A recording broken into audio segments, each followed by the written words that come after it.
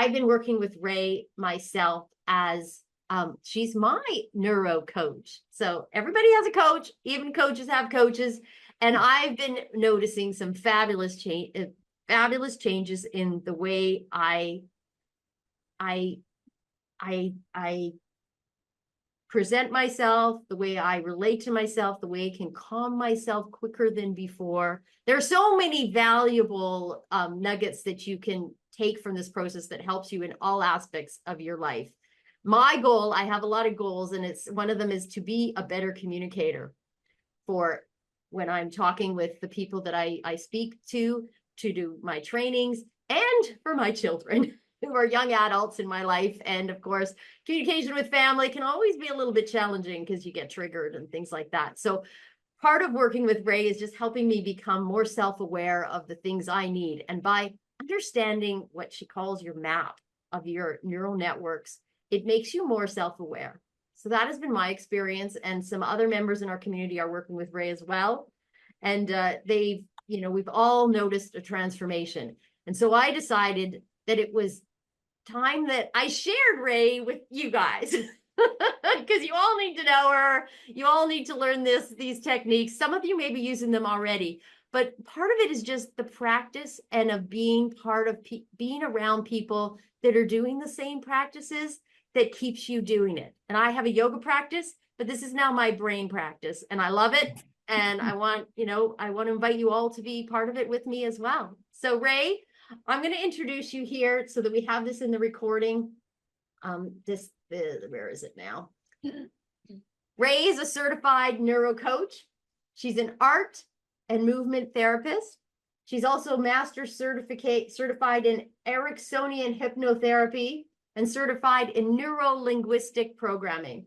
With over 35 years studying human communication and 7 years in neuroscience, Ray blends brain-based strategies, mindfulness, and creative expression to help people build clarity, confidence, and authentic connection in life and work. So Ray, we all welcome you to the stage here, and we're really looking forward to today's session. Well, thank you. Thank you so much for that. It's a lovely introduction, Susan. So if we take a moment to think about something, I'm going to invite you to do that. And that is that every single meaningful connection we have ever had has started with one thing, and that's an internal shift in ourselves. Today, we're going to explore how to create that shift intentionally. So we're going to have a really good time, hopefully. I think most of us here would agree, and if you don't, raise your hand, or if you do, raise your hand. Raise your hand if you don't, and frown and go like this if you don't. Raise your hand if you do, and frown if you don't. But I think most of us want more clarity. We want more a sense of competency and competence. We want less stress. We want to stop procrastinating at that thing we keep procrastinating with. Would you agree? Frown or not? Yes, thank you. So we know we're capable. I know I'm capable. How many here know that you're capable? Right? Thank you for participating. But we still often feel distracted or overwhelmed or reactive or stuck. I'll give you a good example. How many people here have ever had to get out the door and drive somewhere and could not find your car keys? Right? I'm embarrassed. Look at, I'm getting red. I'm embarrassed to admit how many times I've done that very thing. I did it just last week. The difference between doing it last week and before I understood neurostrategies is huge. So there's a reason why. Oh, and then you found your keys in a place you had already looked 3 or 4 times, right? So there's a reason why that happens. There is. When we're stressed out, we're activating a network that has goals, or we're activating networks that has a goal. Let's find the car keys, and has strategies. Okay, it's here, it's here, it's here. and the network that does predictions. I'm going to be late. I won't find my keys. What's going to happen, right? So that tends to happen when we're stressed out. We go into a negative strategy making. Now, the theory is that that helps with survival, but it didn't help us find our keys, did it? So the network that gets ahas and insights, intuitions, and new ideas is an entirely different network than the one that makes strategies. So generally speaking, when we slow down and let go, we access that network. Now, I'm going to teach you today how to access that network. We're going to do it together several times so that by the end of this masterclass, you'll have had at least 5 accesses to this network, hopefully more, and have an idea that you can do that on your own after you leave here today. So today we're going to first give you a neurological map, and you'll have that map to take with you. We're going to have a slide that has that map so you can do a screenshot of it, or it'll be in the recording for forever. And we're going to, in our mastery class that we'll be doing later, we're going to explore 5 major networks. Today, we're going to explore 3 of those networks. All right. And once again, I'll give you the map in a little bit of how that works and the experience of doing it and how it ties into communication. All right. So I want to kind of tell you a little bit about my lineage. Susan's already so beautifully, talked about my studies into Ericksonian hypnosis and NLP and art and movement therapy. Art and movement therapy is something I did for over 15 years with a woman named Anna Halprin, who was one of the founders of art and movement therapy. And she was just a master teacher. So one of the things we do is a lot of writing and sharing and talking and performing as part of that process. In all my search of this 35 years of searching for, I was looking for things that were effective, efficient, and long-lasting. I found that a lot of psychological processes, I went 2 steps forward, but once I got stressed out or triggered, I was 1 3/4 steps back. I had just a little improvement, but it was hard to have that big insight stay. When I found the neurostrategies that I'm going to share with you today, I'm sharing you just the beginning basic skill set of them. There's so much more to learn. It was like finding a missing puzzle piece. When you're doing a jigsaw puzzle and there's that one key piece you put in and suddenly the picture makes sense. That's what happened to me when I studied neuroscience. So about 8 years ago now, 7 or 8 years ago, but really 8 years ago, I ran across Mark Robert Waldman. Now, Mark Robert Waldman wrote 3, and he has become not only my mentor, but he's become a friend. I actually teach a class once a month for his students in the neuroscience of communication. So Mark wrote a series of books with the neurologist Andrew Newberg. And one of their books was titled How God Changes Your Brain. Oprah Winfrey read the book and put it on her book list, which made them famous. And Andrew Newberg wound up on the cover of Time magazine for the work he was doing on the biology of belief, which a lot of neuroscientists don't even explore, right? They don't. There's only about 3 scientific hubs in the world that study consciousness itself, or something like belief. So the thing Andrew was famous for that got him on the cover of Time magazine was he studied the relationship between faith and healing, and explored the idea that a little spirituality could be good for your health. So those of you here that are involved with health, you see, Andrew Newberg actually has some great studies and some great books you can get on that. So this is my neuroscience lineage. So sorry, I'm going through my notes just to make sure I've got everything I want to say first. So today we're going to explore the neurological map so that you'll have an understanding of what it is. We're going to have 3 different experiences that sequentially build a skill set for you. So by the 3rd one, we'll actually be writing something. So you will need a pen or pencil and paper with you. So if you don't have one, I'll give you a moment right now to get one handy. There's a reason why we write, because writing involves the motor cortex, what's called the motor cortex, and it helps us to integrate what we're doing. So it's a good thing to jot notes down. People say, well, can I type it? You can type it, but there's something about the act of cursive writing that engages the motor cortex more fully. So are we ready to go? So Susan, if we pull up the map of the DIMES map.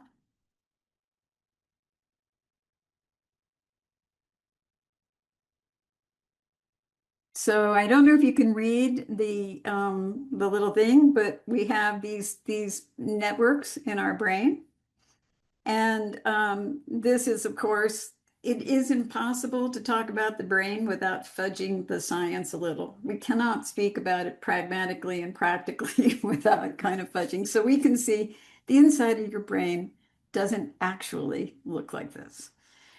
But if we look at this in a way to understand it sequentially, we have this big orange network, the one that has the eye on it. That is called your default mode network. And more scientists are calling it the imagination center now.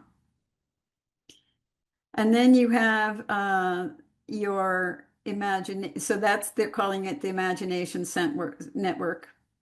The purple one that has the D, that lights up first thing in the morning when you open your eyes. So the first thing in the morning when you open your eyes, this lights up. It's your doing network. It is seeking pleasure. It's seeking something that has a promise of reward. This network is responsible for goals, decision making. This network connected with the imagination network coheses your sense of self, your identity. It does a lot of work. There's other networks that are involved with that too. So the I network, once again, we'll revisit that. Another name for it is the default mode network that does strategy making. It shows up as your inner speech. Any talking to yourself is that network. It runs 24/7. It is on all the time, even when you're sleeping. How many of us have woken up in the middle of the night and you're thinking about something? You're saying something to yourself or experiencing something. It also does predictions, storytelling, and meaning making. So it does a lot of work for us. What it cannot do is innovate something new. It accesses what we already know as a reference. Now, if we go to the S, the bluish area, that's called your salience network. Now, these 3 networks are the networks we're going to explore today. The salience network does your social connectedness. It does your intuition and science. Excuse me, science does validate intuition. It does insights. It does wisdom, and it does this, and we're going to explore this quite a bit today. It's where you access your deep meaning and values, something you cherish, something that's like a guiding light for you. Then the imagination center takes it and puts it into words for you. And then we have the We have the, sorry, I'm trying to read this. We have the emotional center and the motivation center. In our mastery class, we go into how to activate those two centers. But once again, for today, we're going to stick with the three basic: focused attention, strategy making, and values and connectedness. Okay, Susan, let's come back to full screen. So, are there any questions about what we've already covered?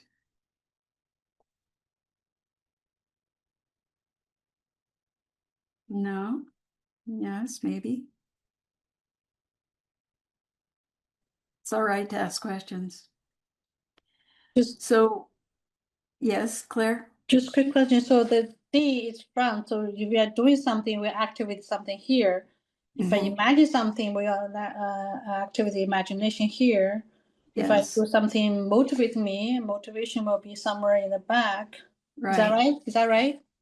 Yes, that's right. Okay. And I like that you touch parts of your heads. When I teach, normally when I teach this, everybody puts their hand here for the goal setting guy, the strategy making guy, and then further down for the salience network, which is once again where we get our insights and intuitions and wisdom. It's where it would be the wisdom part of our brain.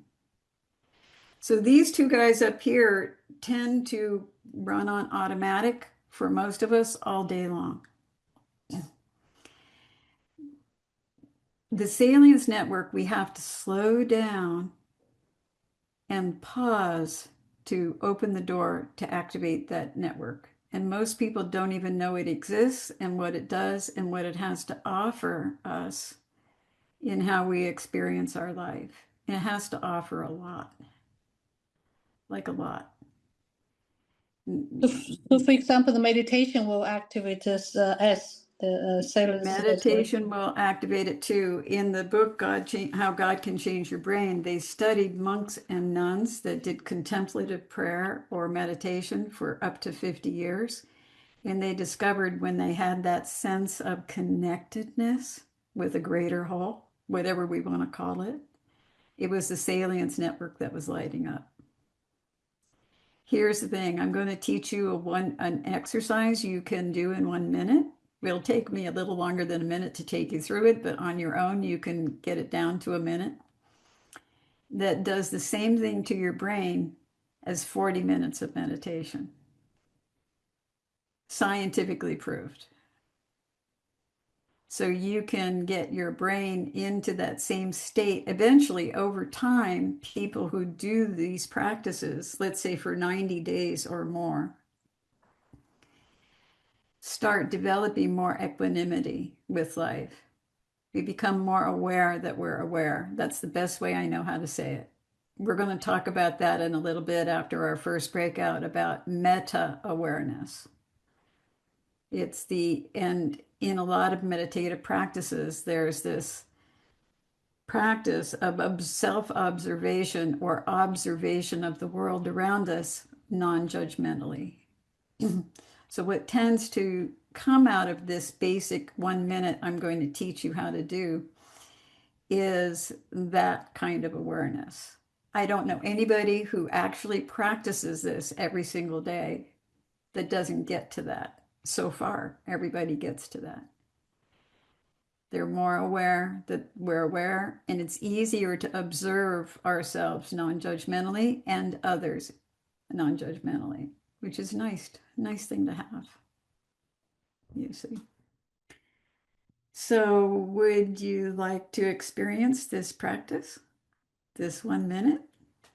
All right, now you have to be willing to do one thing that a lot of people go, really? I need to do this? And it's a stretch and a yawn. Now I'm going to give you a little bit of the science on this before we launch into the practice. We're going to do this together in a group, and then we're going to do it in breakout groups one-on-one with each other with an added thing. So if you stretch and yawn, you activate the vagus nerve, which runs from the base of the brain all the way down to your pelvis. You soothe it. it calms and soothes the vagus nerve, stretches and yawns. It seems we need to do at least 10 seconds of that. And I've timed it. If you do stretches and yawns, you can do about 3 of them in 10 seconds. You need to do at least 10 seconds of this. So it also increases the cerebral spinal fluid. So you get a brain wash and you get increased cerebral spinal fluid flow in your spine. This thermoregulates the brain. Just as much focused attention as you've given me today to what I'm saying to you actually heats up your brain a little bit. It's very fatiguing to give our attention to someone. It really is. So we get the thermoregulation of the brain. As we move through the rest of the mindful minute, so those are what the 3 stretches and yawns do. We're going to do sensory awareness and self-soothing, something like rubbing your arms, or doing this. Some people like to tap, just whatever works for you. Once again, today we're going to keep it simple. In our course, we give many more strategies for sensory awareness than this. Don't want to overwhelm you today with too much information. Oh, excuse me. Then after, the sensory awareness tends to slow us down. And as we slow down, our thinking slows down. So we're going to slow this guy down. Now, if we're not in the practice of slowing this guy, the imagination down, it can be a stubborn little person. We're going to personify the brain. It can be like a little 2-year-old that puts its hands on its hips and goes, "You are not the boss of me." And so if you find that your brain is running, just do more stretches and yawns, because the yawn is the elevator ride down into the salience network. It really, really works. After we slow down all the way, we're going to do this together in a minute, but go ahead and stretch and yawn all you want right now. And then when we get that moment of stillness, we actually notice that moment of stillness. We're going to ask for something that has real meaning for us. It'll be things like love or family or honor. It can be anything. If it tends to be, "I want to make lots of money," you're probably still in the imagination center and you'll need to do more stretches and yawns, because the salience network doesn't want more money. The central executive network wants it. The doing guy wants it. All right. So any questions about what I've just said? No? All right, let's just go through it together. So let's just do some good stretches and yawns.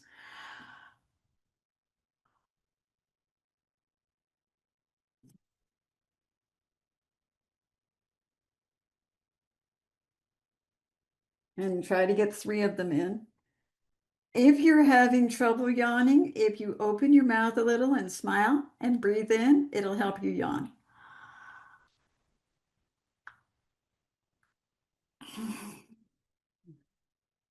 Every single mammal on the planet yawns, by the way.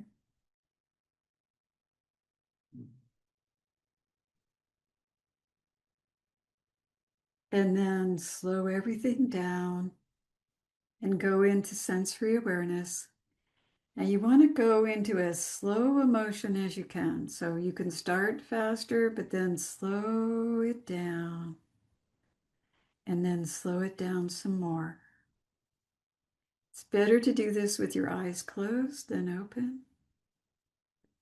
When our eyes are open, our doing center tends to light up. So we want to access the salience network now. So closing our eyes is helpful.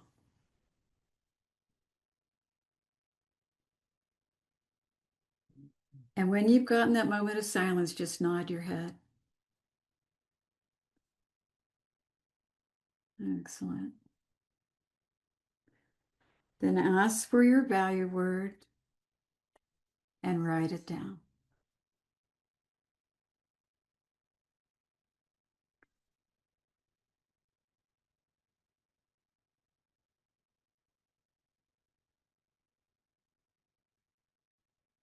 And then notice how you feel.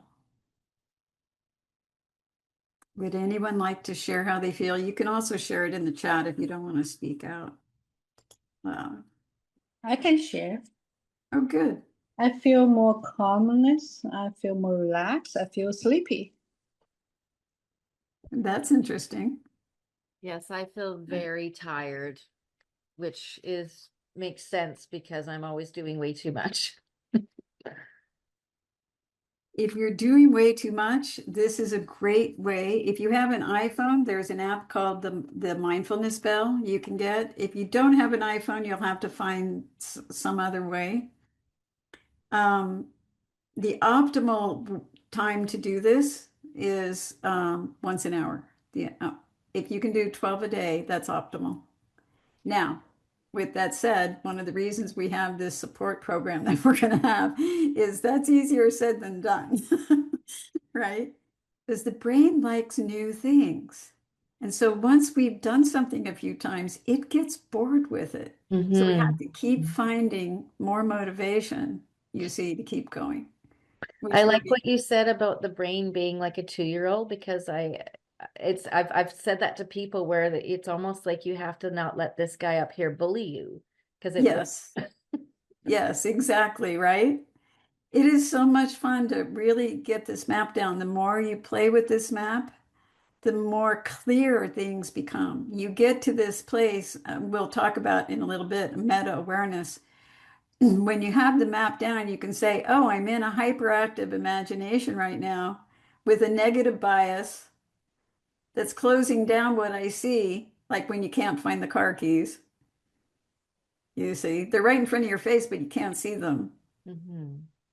That's a negative bias in play. You can't see it, you see, until you access the salience network, which is the network that has the new things.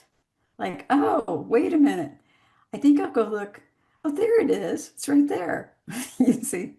And that can work for anything. You know, the keys is a good example, but that can work with a new idea we want or how to solve a problem or creating something we want. You see?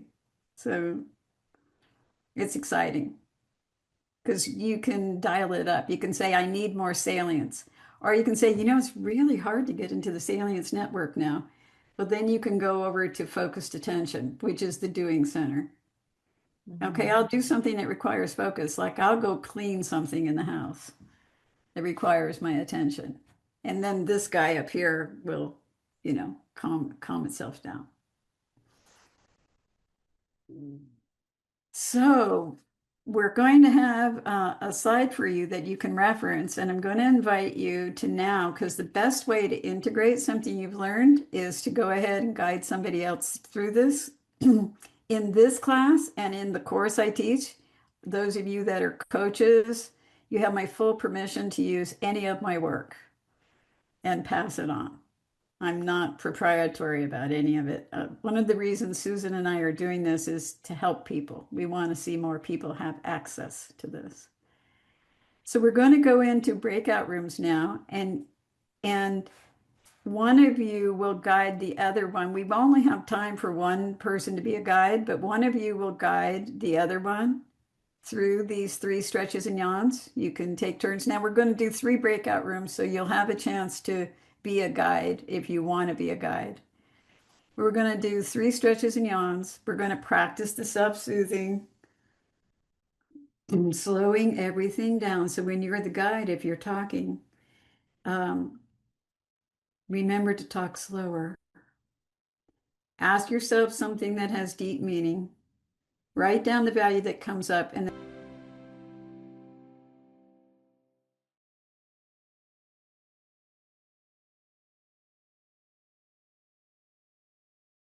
Muted.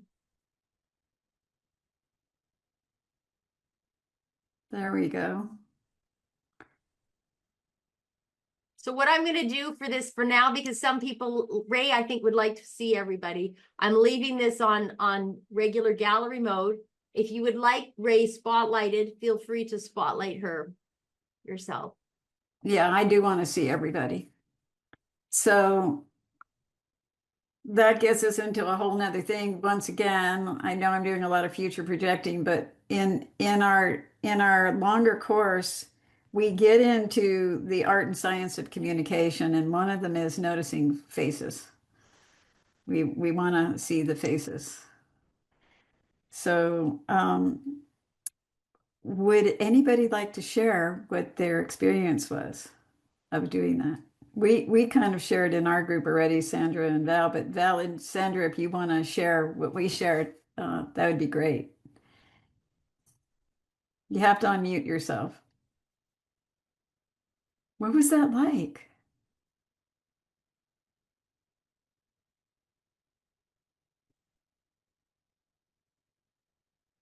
So one of the things that happens in a group as we continue to share values with one another is the group gets more comfortable. There's more of a sense of safety and rapport in a group. It's a palpable feeling that occurs when I do a 12-week course. By the end of the 12 weeks, everyone is so open with one another.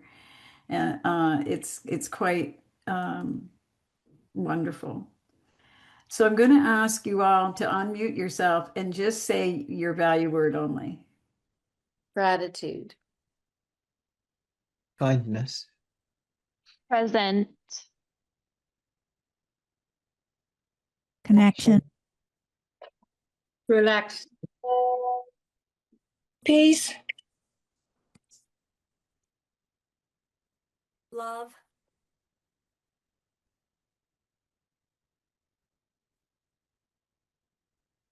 Anyone else want to share? Connection.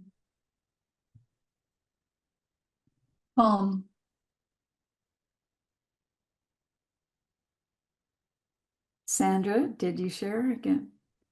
I'm sorry. And try not to call anybody Sandra, out. Sandra put it in the chat. Hers is connection. I said Oh, it too. Connection. Right. Thank you, Sandra. And Alan? Being going to one of the rooms.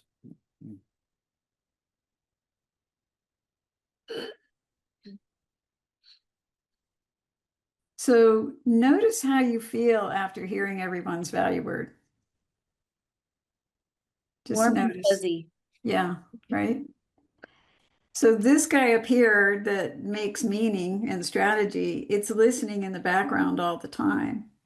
And it can't help but start putting together the different values, right? Like, oh yeah, I can relate to that, or I can feel that, or I can, you see. And so that's theoretically what happens. So when you do that mindful minute that you did now in the group and you did with one another, so now we've done it twice, the more you do it, the easier it becomes to drop into the salience network. It's a practice, like anything, like yoga or sport or anything. So the more you do that, now you have that template of stretches and yawns, sensory awareness, slow everything down, get that moment of stillness and access a value, right? When you access that value at the end of the mindful minute, your brain releases serotonin. It's the satisfaction neurotransmitter. Serotonin reduces stress. Anytime we reduce our stress, we boost our immune system. So those of you who are feeling calmer or tired, you're probably feeling how you really feel because you're not amped up anymore. You probably access the serotonin, you see.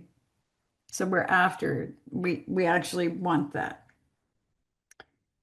So when we practice the mindful minute every single day, now there's a scientific studies that were done with astronauts many years ago that is the basic premise of this, but more studies have been done.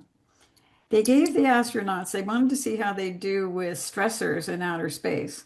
So they gave them a pair of glasses that turned everything upside down. And they were to wear it every single day for 90 days. What they found out from the study was that the astronauts who actually wore it every single day for 90 days, by the 90th day, the brain turned everything right side up with the glasses on. What they found was that the astronauts who cheated and didn't do it every single day for 90 days is that their brain didn't turn everything right side up. Everything stayed upside down. There's also a 30-year study on change, creating habits and change at Penn University with a professor named John Norcross, where they, once again, this is a 30-year study on change, and they discovered every single day has to be practiced. If you miss, guess how long? 90 days. If you miss, you're not instituting, you're not creating and building the new habit and sustaining it. So one of the reasons we created a 90-day course is to give that support through 90 days of practice to reach an end goal. The end goal of 90 days of doing the mindful minute, and we do so much more than the mindful minute, is so that you get this phenomenon accessible to you of meta awareness. So meta awareness is, the best way to describe it is non-judgmental witnessing. When you have the map of, this is my focused attention guy, this is my strategy making prediction guy, this is my insights, social connectedness, intuition guy, right? And they do more than that. I'm just saying these for right now. You can then start shifting into, instead of being in what you're thinking, the content of what you're thinking, you can shift into meta awareness, which is, I'm in my imagination. It's doing a negative future prediction. You see, or you can go, oh, I'm in focused attention quite a bit. I need a break. Or you can deliberately go, well, I'm going to access the salience network so that I can bring new information to the imagination network, which is what will happen over time. If you keep accessing those values and deep meaning, the imagination center takes that deep meaning and creates a strategy with that meaning. It cannot do that without accessing the salience network. All it can do on its own is access what you already know, which is stored as memory fragments all over the brain. So neuroscience is turning the idea of repressed memory on its head, because the brain doesn't store a complete storyline memory. It's very fascinating what the brain does. This guy up here pulls up memory fragments and then puts them together right here and now in the present moment into a story. So there's a lot of groundbreaking work being done with trauma of what is called memory reconsolidation. And that's something I do and teach. I put my information in the chat. All of you here today get a complimentary session with me. And if you want to experience that, I'm happy to do that. We can actually do that in a session. So the thing we want to cultivate is the aware seconds now. So like I said before, the mindful minute done every single day has to be done every day. I would say 12 a day is optimal. It's not that easy to get 12 in. In the clients I work with, clients that get at least 4 in a day tend to start getting this phenomenon of the meta awareness and, becoming aware that they're aware. 4 to 6, 12 is optimal. So when we are able to do this, so inside of the mindful minute is that moment of stillness. So you can also cultivate that moment of stillness without the whole mindful minute of just having a moment of being still and noticing, it's being aware that you're in the stillness. You see? Once again, the more you do the mindful minute, the easier this becomes to do. The more you do this, the easier it becomes to do. So today might be a bit of a challenge because it's your first time. But over time, you can develop this skill and be very, very good at it. And you add it into your conversations. Yes?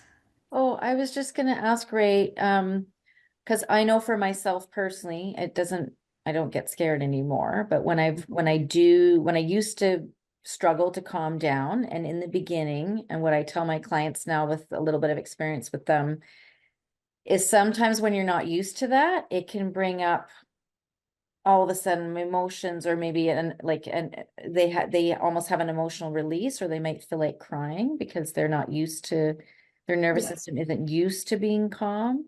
Yeah. So So the best thing to do with someone that's in that state is to ask them not to tell a story, because a lot of times they want to talk about why they're crying. This right, neuroscience shows that talking that- about it while they're upset actually can increase the trauma. It right, doesn't release the trauma. You know, that whole Gestalt thing, it does not release the trauma. It can actually set it in deeper. right.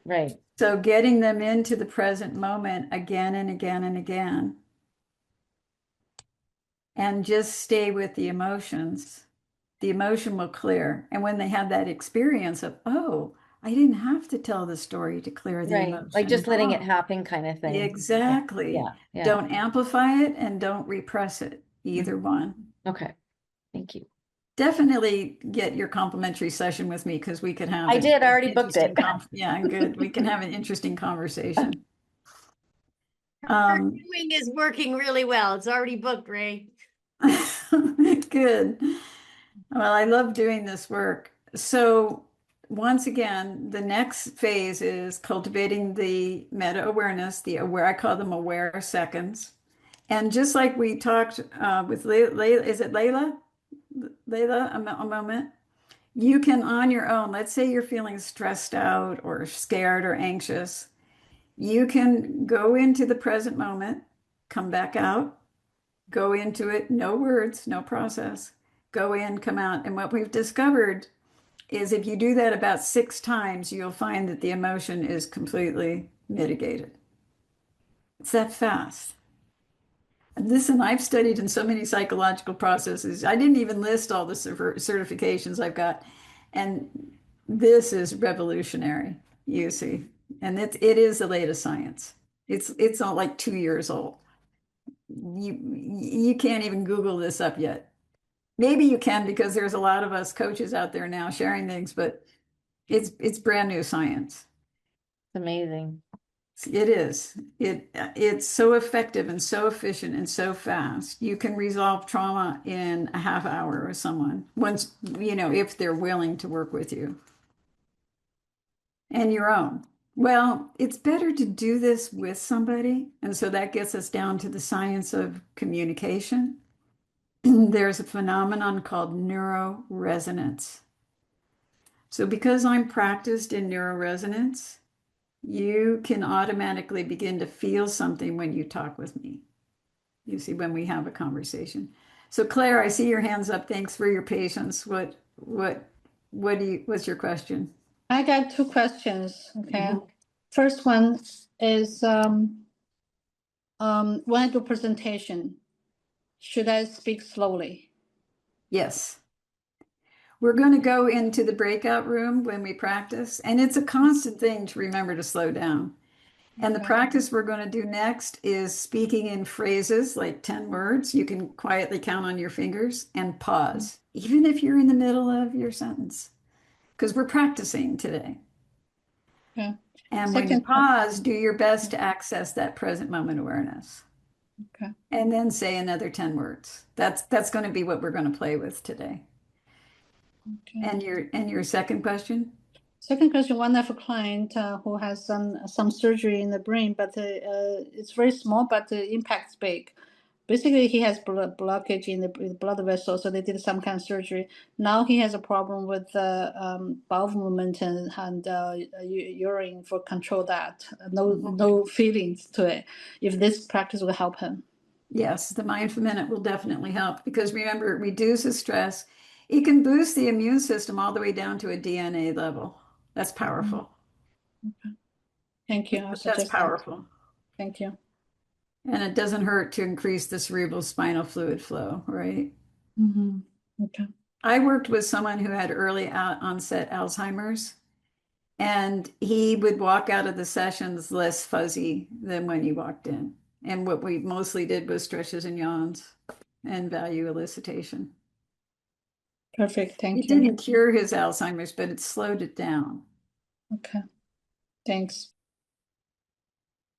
So do we understand what we're going to do in the breakout room? We're going to do the mindful minute again, but this time don't talk each other through it. Just do it together and write down your value word. All right, that you get. And then thank you, Susan. And then talk in short phrases about what that value means to you. And then notice how you feel and come back and stretch. So we'll have this up that you can access this, right? I think it'll be in the chat that you can access. All It's right, in the everybody. chat. And also, Ray, you told me a technique of just sort of moving your fingers or putting Oh your yeah. Two techniques you can add when you're talking is you can rub your hands together like this, or you can count on your fingers. I don't know if you can do both at the same time, so you have to choose. You can go back and forth. Oh, right, Susan, thank you. If as the listener, the person isn't pausing, it's okay to put up your hands like this. Can everybody see me? So that we're gonna say that's not rude today to do that because we're not going like this, just put your hands up like this, and that's the signal like I need you to slow down or pause. All right, is everyone okay with this?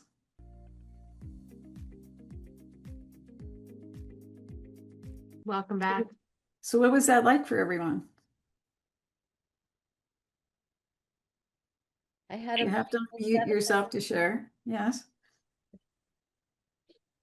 we spent most of the time just self-soothing and yawning and stretching, and just at the very end, maybe in the last minute, we had a few words. My first word was calm, but then it evolved to strength. Mm. And my partner felt sensation physically in her body, like as if a blockage maybe started moving or something. Mm. And I thought, oh, yeah, I didn't notice my body sensation. So maybe that will be in my next mindful minute. Mm-hmm. There's no end to where you can go with the sensory awareness. I'm the one I'm her partner. I feel my left side here 9 times, just like electricity, the pulses go through like S, jump that's it cool. 9 times. Wow, that's cool. I Very thought maybe cool. that's maybe chi, or I don't know what's that feeling, but something's moving there. It's powerful, isn't it? And Yeah. yes, Deb? Yeah, so what came up for me when Mike really slowed down, pausing, was I felt that it was too slow. And because I've been trained for a certain level of, and then when I started doing it, I felt that, people are going to perceive me as not very intelligent or competent and not really on top of my material if I'm slowing down that with the pausing. Mm-hmm. Because what I see on what the experts, when they talk, they have certain cadence.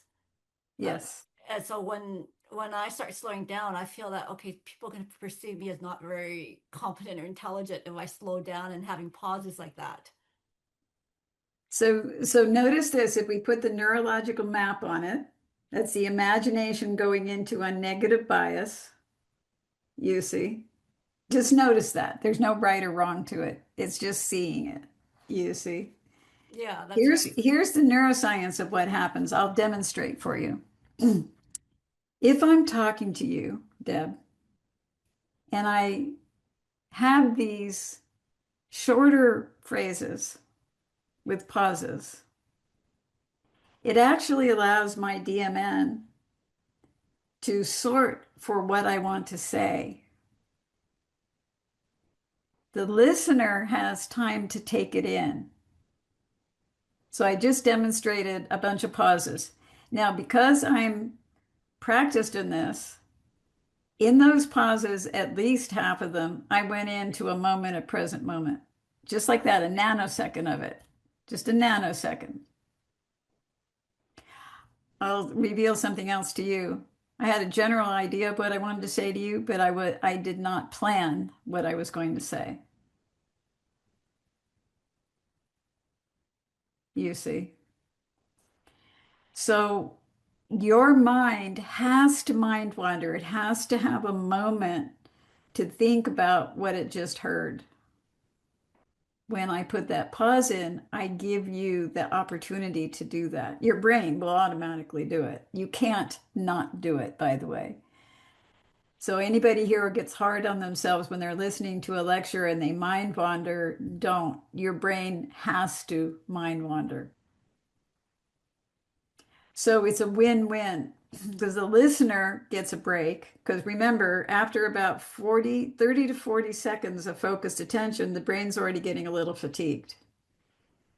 So when we put those pauses in, the person's brain gets to reset. Now, if two people are practicing mindful conversation, which we get into in our groups, it's powerful because your brain gets the break and you're aware that it's getting the break, you see. And as a listener, so everybody I know that does the mindful minute regularly and consistently, we become more aware of, just like Claire became aware of energy in her side, you become aware of when you're getting fatigued. Like, I'm getting fatigued. That's a lot to focus my attention this long. Does that make sense, Deb? Yeah, yes, it does. Thank you. I want everyone to notice how people are coming and speaking out more readily as we share those values. There's more of a sense of safety and rapport in the group. Did you want to say anything, Santa?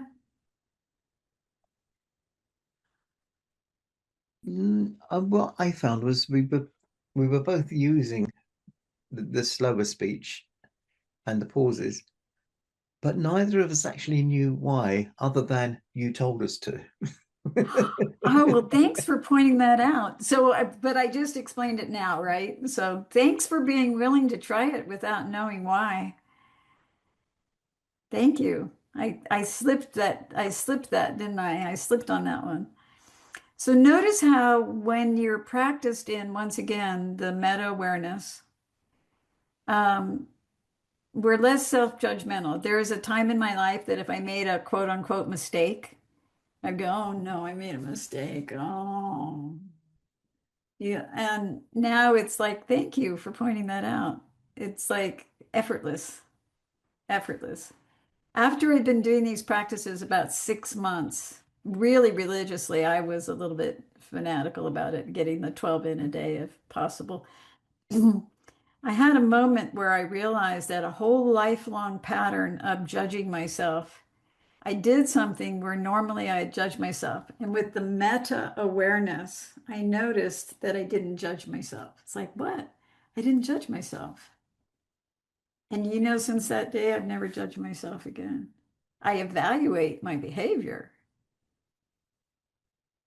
but that's different than judging myself and feeling stress and anxiety and guilt and shame, which is where I used to go since I was a little girl. It's just gone. It's just gone. All right, so we're going to go into the third exercise here, and I will ask lots of questions, Santa. If I miss a reason why, hold me accountable.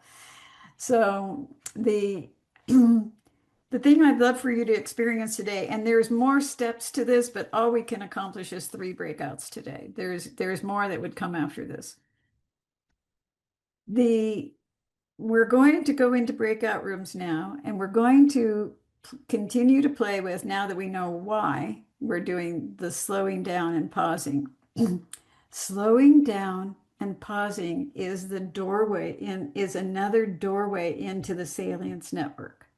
So what we're after, since these two guys are quite capably running on autopilot all the time, not so much the salience network. Now it's running under the scenes, and there's more science to the salience network than I've given you today, but I don't want to get into too much information.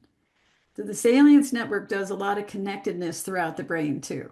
So it's not like it's not ever active unless we access it. We're accessing a higher function of it. Because, all right, by asking for that value and accessing that present moment and becoming aware of it. So I'm going to ask you to go back and forth with one another in any way you want. If you need to stretch and yawn and self-soothe, you have these at your disposal now to use in any way you want. All right. Or Susan, pull up the slide, because I think do 3 stretches and yawns, practice self-soothing, slow everything down, drop into stillness, and recognize the present moment. All right. Then we're going to share 3 to 4 value words with each other and write them down. All right. Then we're going to create a sentence by adding words to these value words. Now I'm going to demonstrate this with Susan. So let's come back to full screen again, Susan, so they can see us. So Susan and I are going to demonstrate this so that you have an example of how this works. So we'll just launch into our stretches and yawns, our sensory awareness, and we're going to share 3 to 4 value words with each other. If we had more time, I'd take you to another one that's really a lot of fun. If you book a session with me, I'll take you through it in the session. Now, about this time, this clever, the clever DMN, it'll want to run a string of words or sentences right about now and do its little meaning making and storytelling. So in between each word, make sure you do some sensory awareness or a stretch and a yawn each time, so you access the salience network afresh with each one. Does that make sense?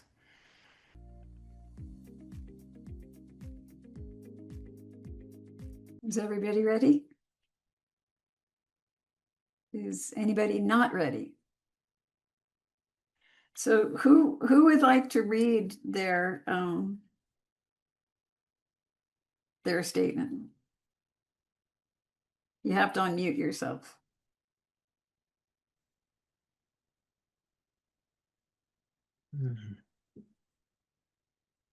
Okay, Santa, go right ahead. As no one else is. When children are kind, their family is grateful and takes joy in their kindness. I love that. I'm so glad we have that on the recording. You see what kind of statement comes out of a value-based input? That's a total value-based statement. Would anybody else like to read?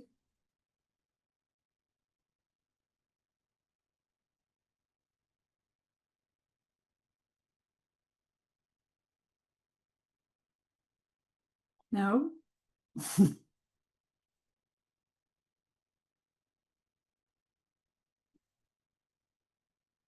Are you judging what you have to offer?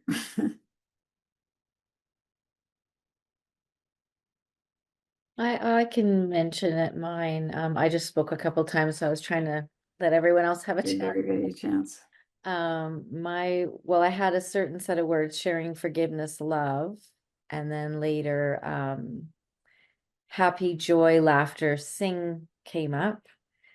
So then I strung them all together as I share to spread joy, I forgive to show love, and I sing and laugh for happiness. That's beautiful. I'm reading Deb's and Claire's. They're really beautiful. I won't out you if you don't want to read yours out loud, but I do want to say, Deb, that is not a statement that a non-intelligent person would make. All right. That has a lot of innate intelligence in it, particularly emotional intelligence. I just want to support you in that. Thank you. Do you feel like reading it so that everybody knows what we're talking about? Sure. Actually, Okay. I did judge myself because it was actually the same as yours. And I thought, okay, maybe you might think I'm copying you. No, no. One of the things I love about the work I did with Anna Halpern, who I mentioned earlier, the art and movement therapy master, is she would not allow any criticism or judgment on our creative output. She said criticism is a creativity killer.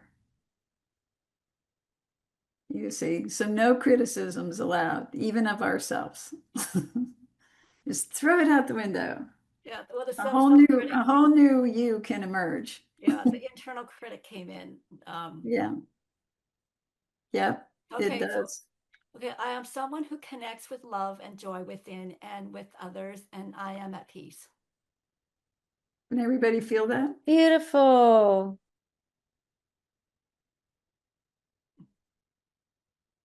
Thank And you. Claire, would you like to read yours? When we have a love and care in the family to each other, the family have peaceful calmness in that family environment.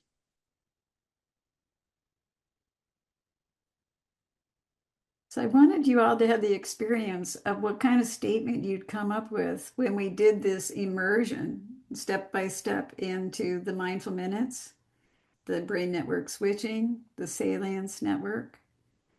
And so, Claire, the salience network does our social connectedness, it does our intuition, our insight. It sorts for what has deep meaning, so the DMN can then take that and add it to its meaning making job. It's our wisdom part of our brain. We're not going to access it speeding around like a little hamster in a hamster wheel. We have to slow down and pause to access it. So we've covered the mindful minute, and that your brain can start resembling those monks and nuns that meditate all day long. It definitely, your brain will start looking like someone who meditates at least 40 minutes a day, but it'll even start to look like those monks and nuns that meditate for hours a day. The aware seconds, which is a component of the mindful minute, that if you get adept at dropping into the aware second, does the same thing as the mindful minute. The latest science shows that. So if you do mindful minutes and sprinkle a lot of aware seconds throughout your day, it's like you're meditating all day long. All right. You start to have a lot of equanimity and less self-judgment and criticism. That inner critic becomes so obvious. It really does. It's like, no, I'm going to decline the invitation. It's not like the impulse isn't there. It takes a while, but it's like, nah, I'm not going to buy into that. I don't have to have that experience right now. And then a way to communicate that as you get more adept at this, when you're communicating with people and you do speak. Now, Deb, there is the thing that if you speak too slow to someone who's hyper, they can feel like you're talking down to them for sure. So we don't want to just eliminate, your concern about that. So generally speaking, though, speaking slower is better than speaking fast. You see. When I was first practicing slowing down, I had a friend get angry at me because she thought I was treating her like a dummy. So there is a learning curve with it. So once again, we have this, what I consider a very valuable map of the three brain networks and an idea of how it feels to use them and part of what you can do with using them. You can definitely reduce your stress. You can become more creative. You can boost your productivity for sure. and you can do it on demand. Now, the on demand, we're not going to say you're going to have that in 1 week. All right. But you'll have the beginning steps of getting there. So you really can cultivate ease and flow in your life without having to meditate 4 times a day. Your work, your relationships can all improve. So once again, if we think about the last time we were in a situation like not being able to find our keys, and so what if you had a solution that you could put in place in a minute or less? Now, I'm going to say that minute or less comes after practice. But you have a key outline right now that can take you toward that practice. You have the neurological map, you have the mindful minute, you know the concept of a negative bias and how it can influence. I'll give you one more little piece. You can overcome a negative bias. So, Deb, this could be particularly useful for you. When you notice you're in a negative bias, self-criticism is a negative bias. If you say 5 to 7 positive statements to yourself, the brain will reset the bias because it's designed to do a negative and positive bias. So it isn't just Pollyanna, positive thinking, la la land. You can actually reset that bias. So if you have a habit of self-criticism, develop a habit of positive statements. When I'm working with clients, we do stretches and yawns and write them down. So then they have a list of them when they need them. Because when we need them, it's not so easy to access them. So if you just, when you're feeling positive, get a little list, have it handy. Some of us have it in our phones. So when we're out and about, we can just dial them up and say them, savor them, take a moment to really savor them. And away we go. Oh, speaking of missing a beat on something, Santa, when you get your value word at the end of your mindful minute, savor it. Now, savoring would be like when you have a yummy meal and you go, that tastes so good. So when you add that element of savoring that value, that increases the serotonin.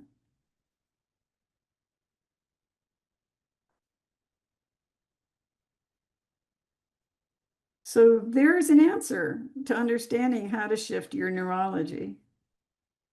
And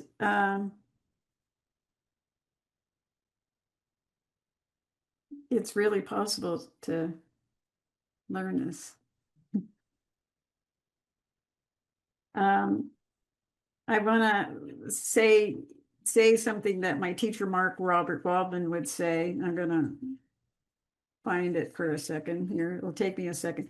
While I'm finding it, are there any last questions that anybody has? I do. I see how this could come in handy, if you have a fear of public speaking. For sure, you can incorporate all these practices. So I was just wondering, did you incorporate slowing down and pauses while you were speaking to us? Because I didn't hear you practicing slowing down and pausing, and I was wondering maybe you did it without us knowing. I did it without you knowing, and then you'll notice at different times I did it very deliberately so you could observe it. And I'm a work in progress too, you see. So we can always get better. I teach a class for my teacher, Mark, and he comes to my class and he does not mind at all saying, Ray, slow down a little bit, and I never get embarrassed. Some people would, but I don't, because we can always improve. There's a whole lot to learn in speaking. In the third segment, the third 90 days we teach, we go into a program called compassionate communication, where there's 12 basic components of that. And so we break down and practice those components in every class. So by the time we've got 12 weeks of that in, we've got that. Then the final class goes into poetic languaging. So poetic languaging would be when we emphasize a word or we draw it out. It's like we're reading a poem. So you can emphasize that or just use a little of it, depending on how you want to present yourself. So there's a lot. Now, the brain loves poetic languaging, by the way. Our brains love it. You can think about this for a minute. When we talk to a baby, and if babies don't get it when they're little, their brains will not develop the same way as if they do get it. That's what the science is showing. So think about how you talk to a baby, you know, you go, oh, aren't you just the cutest little baby that I've ever seen? Yes, you are, right? How do you talk to babies? That's how I talk to them.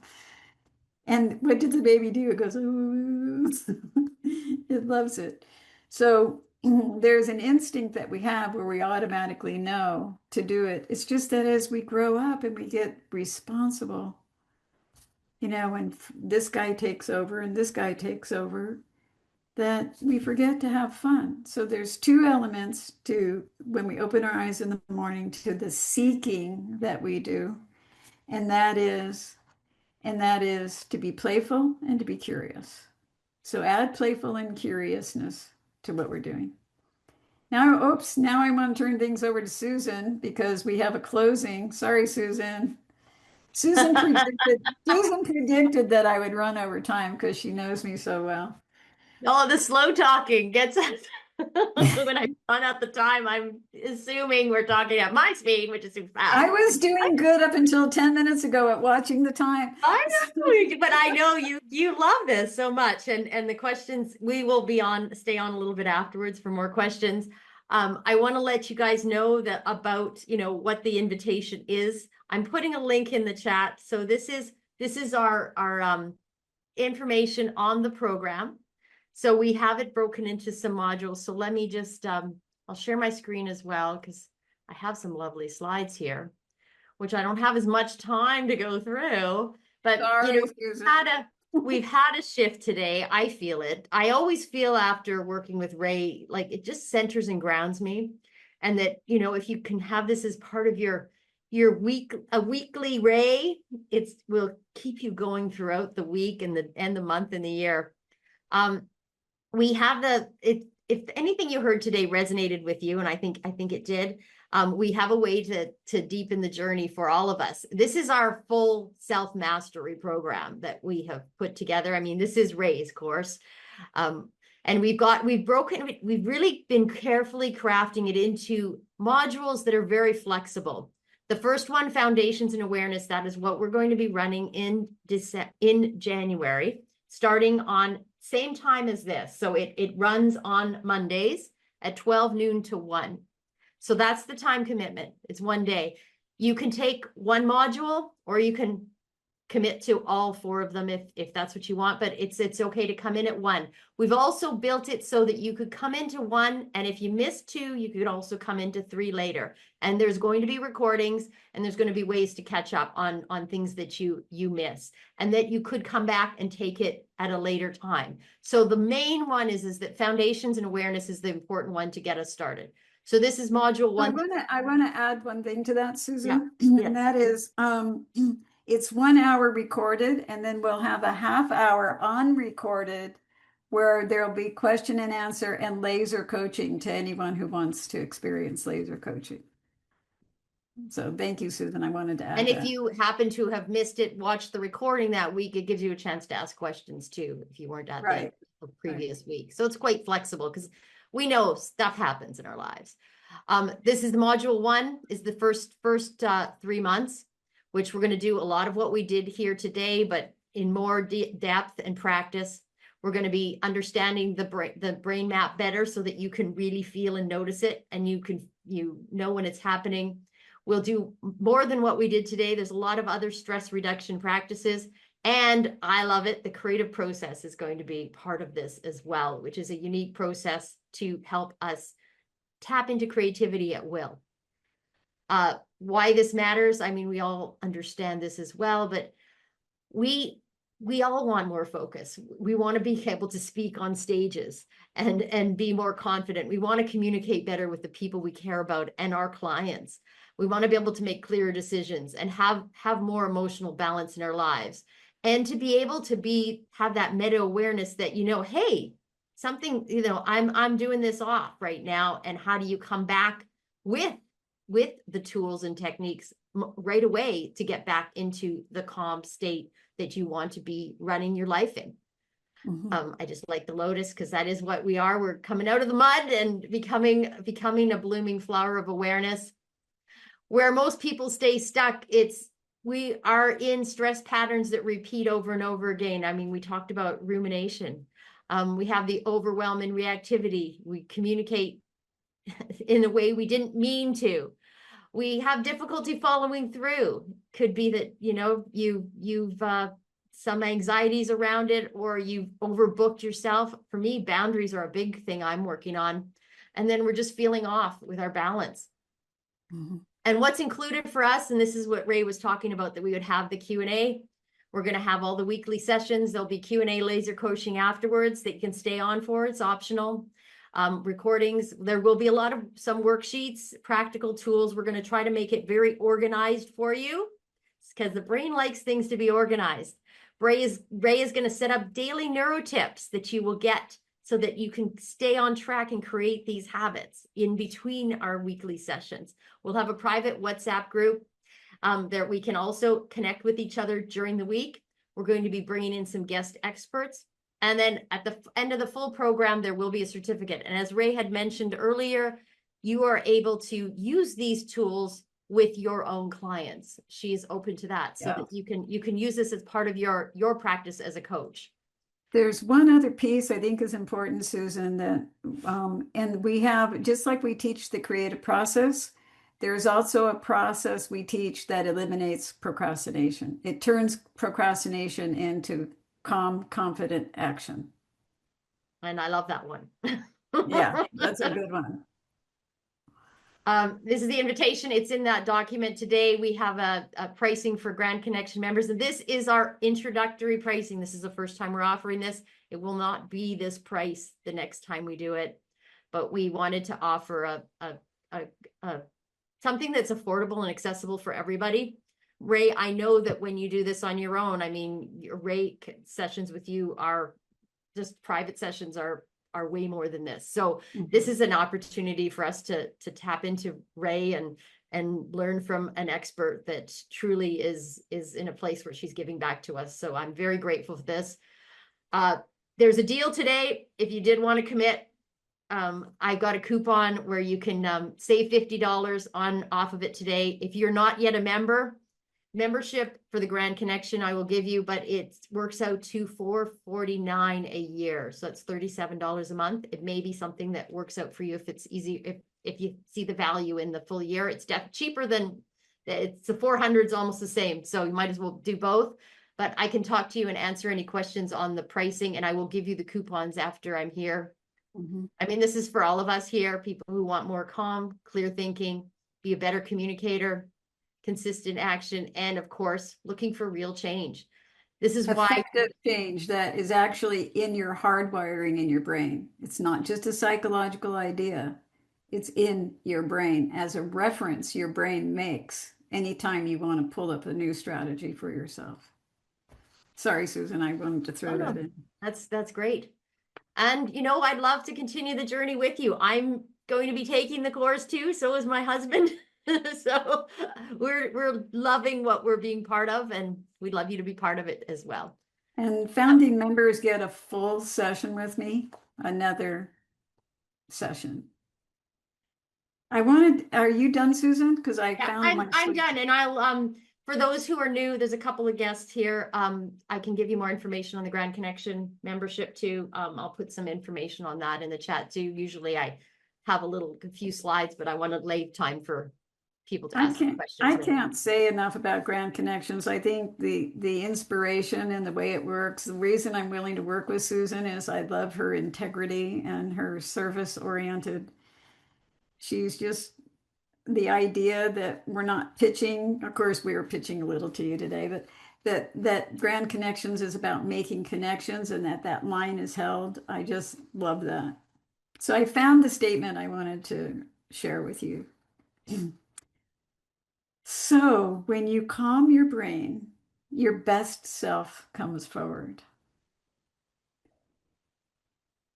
And others do feel it instantly. So today you felt what is possible. And then imagine what consistent practice could create. So whether you decide to come forward with us, and I hope you could, but if you can't, we understand. And do at least try to do the mindful minute. It is, if I only had one thing to give to someone, it would be the mindful minute and to encourage them to practice it.